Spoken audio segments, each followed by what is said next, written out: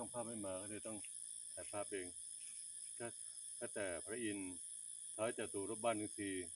มีท้าวเวสสุวรรณท้าวทัตตรัตน์ท้าววิรุฬ6ท้าววิรูปเขเทพจนิสิบทิศ16ชั้นฟ้า15ชั้นดินแม่พระธรณีแม่พระสุธาแม่พระพายพญานาคคนทันนางฟ้าผู้ใจดีนางฟ้าเจ้าแม่เสริมมากนางฟ้าผมเจสีเทวดาที่15ไร่เทวดาตามต้นไม้จงมารับกุศลผลบุญและเดินตามการปฏิบัติธรรมของพระและญาติโยมผู้ปฏิบัติธรรมที่ศูนย์ปฏิบัติธรรมเชวันพระนราวันนี้เราจะยืนหนอ5 ครั้งก่อน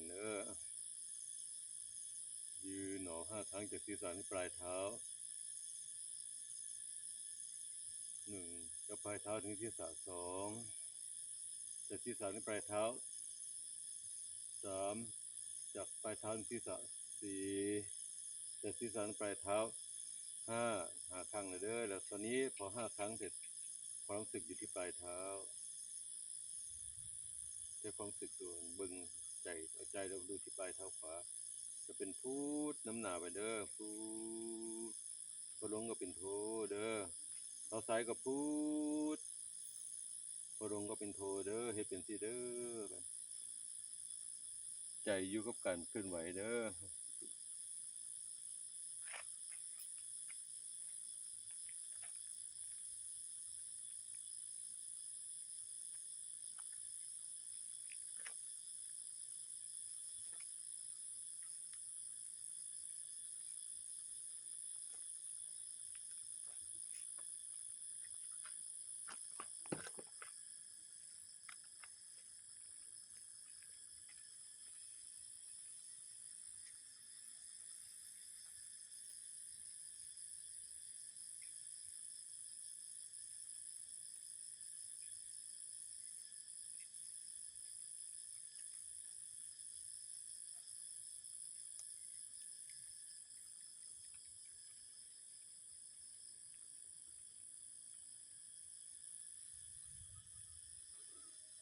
เสียงฝนมาแล้วต้องรีบเดินก่อน